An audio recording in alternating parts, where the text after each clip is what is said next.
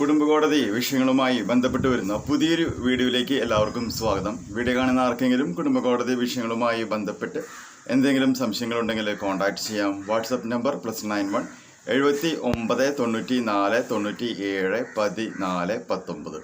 ഒരു വട്ടം വിളിക്കുവാനുള്ള consultation fees 500 രൂപ ഗൂഗിൾ പേ ചെയ്യുക.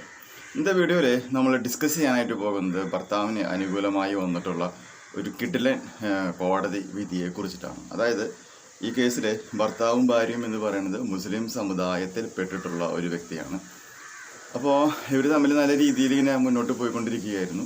അപ്പോൾ ഈ സ്നേഹത്തിൻ്റെ പുറത്ത് ഭർത്താവ് ഭാര്യയ്ക്ക് 336 ഗ്രാം സ്വർണവും ഗൾഫിൽ നിന്നുകൊണ്ട് പലപ്പോഴായിട്ട് മേടിച്ച് കൊടുത്തിട്ടുണ്ടായിരുന്നു.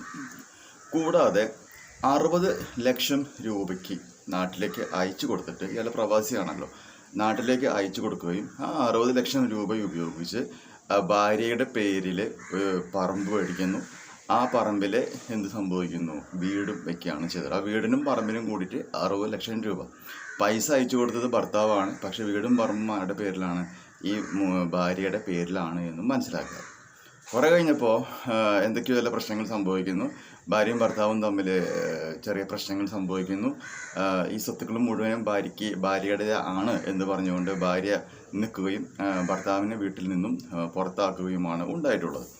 അപ്പോൾ ഇയാൾ കഷ്ടപ്പെട്ട് സമ്പാദിച്ചിട്ടുള്ള പൈസ കൊണ്ട് പണിത വീടും ഇയാൾ വാങ്ങിക്കൊടുത്ത 336 ഗ്രാമോളം വരുന്ന സ്വർണ്ണാഭരണങ്ങളും തിരിച്ചു കിട്ടണമെന്ന് പറഞ്ഞുകൊണ്ട് കോടതിയിൽ കേസ് കൊടുക്കുകയാണ് ഉണ്ടായിട്ടുള്ളത്. 2020 ആ കേസ് ഫയൽ ചെയ്തത്. 2024 കോടതിയിൽ നിന്നും ഉത്തരവ് വന്നു. ഉത്തരവ് ഇങ്ങനെയാണ്: ആ 336 ഗ്രാം സ്വർണ്ണാഭരണങ്ങൾ ഭർത്താവിന് തിരിച്ചു കൊടുക്കണം.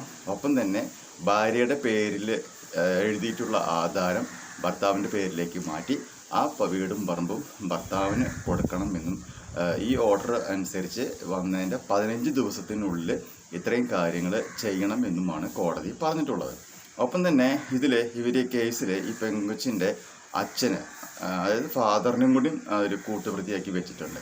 ഏതെങ്കിലും സിറ്റുവേഷനിൽ ഈ പെൺകുട്ടി ഈ പറഞ്ഞ വീടെന്തായാലും തിരിച്ചു എഴുതി കൊടുക്കുക, 336 പവൻ സ്വർണ്ണാഭരണങ്ങൾ കൊടുത്തില്ല എന്നുണ്ടെങ്കിൽ ഈ പെൺകുട്ടിയുടെ, അതായത് ഭാര്യയുടെ അച്ഛൻ്റെ പേരിലുള്ള വീടും പറമ്പും വിറ്റിട്ടോ അല്ലെങ്കിൽ പണയം വെച്ചിട്ടോ ലോൺ എടുത്തിട്ടോ ആ എമൗണ്ട് കൊടുക്കണം എന്നും പറഞ്ഞുകൊണ്ടാണ് കോടതിയിൽ നിന്ന് വിധി വന്നിട്ടുള്ളത്.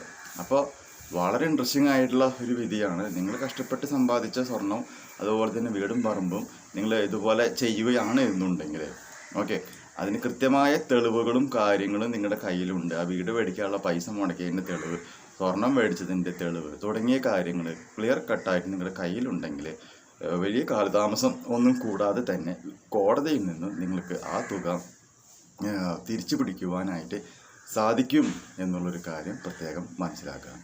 അപ്പോൾ നിങ്ങളൊന്നും മനസ്സിലാക്കുക, സാധാരണ എല്ലാവരും പറയാറുണ്ട് സ്ത്രീകൾ ഒരു വ്യാജ പരാതി കൊടുത്തു കഴിഞ്ഞാൽ തെളിവുകളൊന്നുമില്ലെങ്കിലും കോടതി അവർക്ക് അനുകൂലമായി നിൽക്കും എന്നുള്ളതിന് ഖണ്ഡിക്കുന്ന രീതിയിൽ.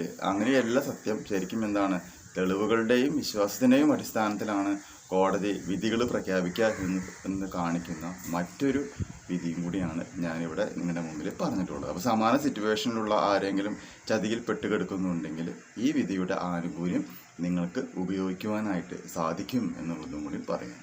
ഈ ഒരു ഇൻഫർമേഷൻ നിങ്ങൾക്ക് യൂസ്ഫുൾ ആയിട്ടുണ്ടെങ്കിൽ തീർച്ചയായും നമ്മുടെ ചാനലിലേക്ക് ഒന്ന് സബ്സ്ക്രൈബ് ചെയ്യുക. തൊട്ടടുത്ത് കാണുന്ന ആ ബെൽ ബട്ടണും എനേബിൾ ചെയ്യുക. പുതിയ ഒരു വീഡിയോ ആയിട്ട് വീണ്ടും കാണാം. ബൈ.